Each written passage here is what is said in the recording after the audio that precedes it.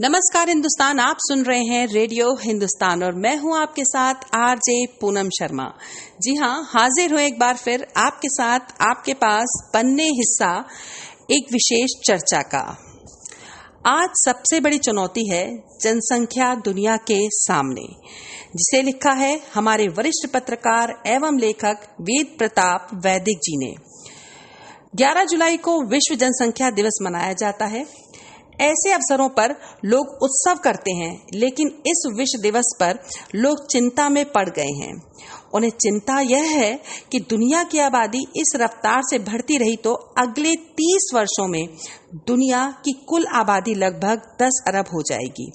इतने लोगों के लिए भोजन, कपड़े, निवास और रोजगार की क्या व्यवस्था होगी? क्या यह पृथ्वी इंसान के रहने लायक बचेगी? पृथ्वी का क्षेत्रफल तो बढ़ना नहीं है, लेकिन अंतरिक्ष के दूसरे ग्रहों में इंसान जाकर बस नहीं सकता। ऐसे में क्या यह पृथ्वी नरक बन जाएगी? बढ़ता हुआ प्रदूषण क्या मनुष्यों की जिंदगी को रहने लायक छोड़ देगा? ये ऐसे प्रश्न हैं जो हर साल जमकर उठाए जा रहे हैं।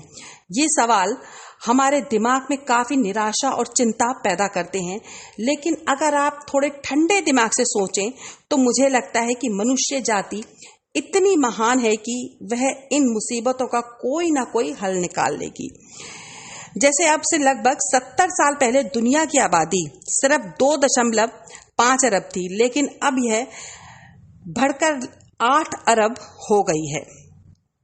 क्या इस बढ़ी हुई आबादी को कामोवेश सभी सुविधाएं नहीं मिल रही? नए नए आविष्कारों से, यांत्रिक विकासों और आपसी सहकारों के कारण दुनिया के देशों में जबरदस्त विकास हुआ है। इन्हीं की वजह से लोगों के स्वास्थ्य में भी सुधार हुआ है और पिछले 40 साल में लोगों की औसतन आयु 20 साल की अधिक वृद्धि हुई है। जो लोग पहले 50 साल की आयु पाते थे, अब वे 70 साल तक जीवित रहते हैं। जनसंख्या वृद्धि का यही मूल कारण भी है। परिवार नियोजन तो लगभग सभी देशों में प्रचलित है।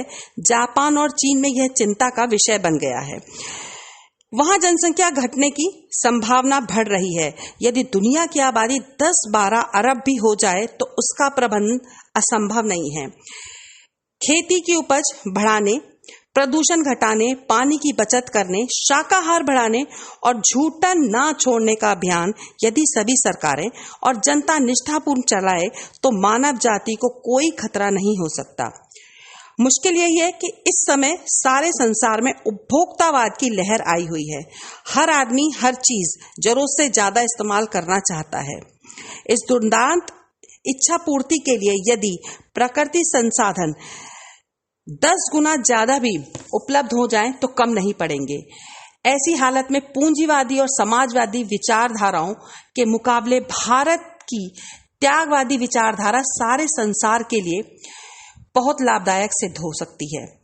जिन संयुक्त राष्ट्र ने 11 जुलाई 1989 को इस विश्व जनसंख्या विश्व को मनाने का परंपरा डाली है, उसके कर्ता धर्ताओं से निवेदन करूंगा कि ईशोपनिषद के इस मंत्र को सारे संसार की प्रेरणा वाक्य बना दे।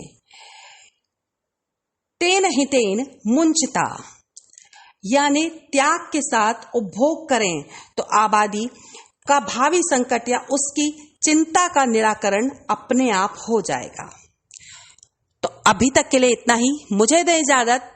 आप करते रहे काम, सुनते रहें रेडियो हिंदुस्तान और खास संदेश, पेड़ लगाएं, सबको सिखाएं, पानी बचाएं, सबको सिखाएं। धन्यवाद।